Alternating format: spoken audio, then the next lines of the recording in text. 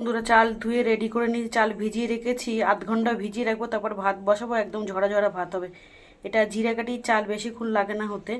হাঁড়িতে ধুয়ে রেডি করে রেখেছি, ঠিক আছে। দেখাচ্ছি কি মেনু হচ্ছে আজকে।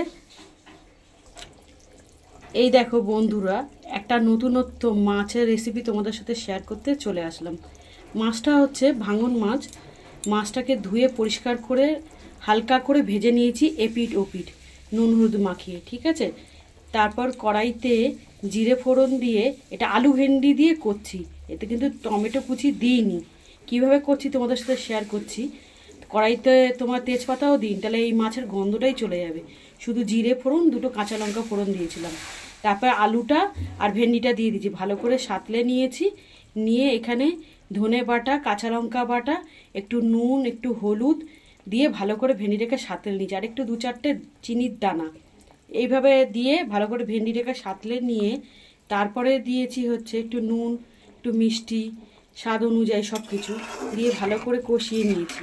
চেরা কাঁচা লঙ্কা দিয়েছি, একটু লঙ্কার গুঁড়ো দিয়েছি যাতে রঙটা ভালো হয়, ঠিক আছে। দেখো কতটা লোভনীয় লাগছে। তোমরা এইভাবে মাছের ঝোল করে খাবে, করে খেয়েছো কিনা আগে জানি না, কিন্তু আমি এইভাবে করছি, তোমাদের সাথে শেয়ার করছি। এই মাছটা ইলিশ মাছের মতন খেতে। তোমরা তো জানো ইলিশ মাছে বেশি মশলা দিলে কিন্তু সেই ইলিশ মাছের স্বাদ থাকে না, তাই না বন্ধুরা? তো একটু মুখে দিয়ে দেখে নেব নুনটা ঠিক আছে কিনা। তো এরকম চেরা কাঁচা লঙ্কা দিয়েছি, ভালো করে ভেন্ডি আলু সেদ্ধ হয়ে যাবে। ভালো করে ফুটুক আগে।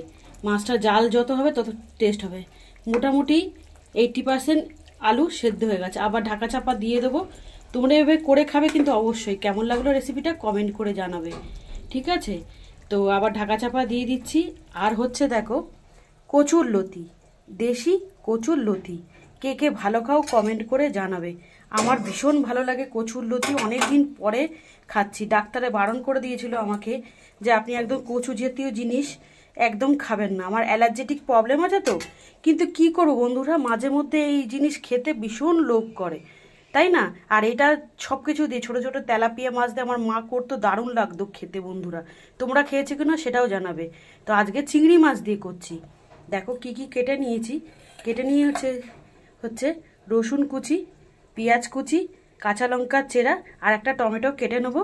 আর এখানে দেখো চিংড়ি মাছ ধুয়ে পরিষ্কার করে নিয়েছি, নুন হলুদ মাখিয়ে এই কচুলতি দিয়ে করবো। মাছের মাথা দিয়ে করলেও ভালো হয়, এমনি নিরামিষ সর্ষে পোস্ত বাটা দিয়ে করলেও ভালো হয়।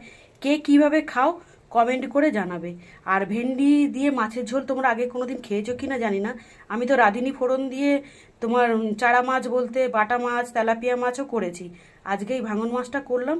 কেমন খেতে হয় তোমাদের অবশ্যই জানাবো, তোমরাও করে খেয়ে দেখবে, দারুণ লাগবে খেতে। তো রেসিপিগুলো কেমন লাগলো বন্ধুরা কমেন্ট করে জানিও।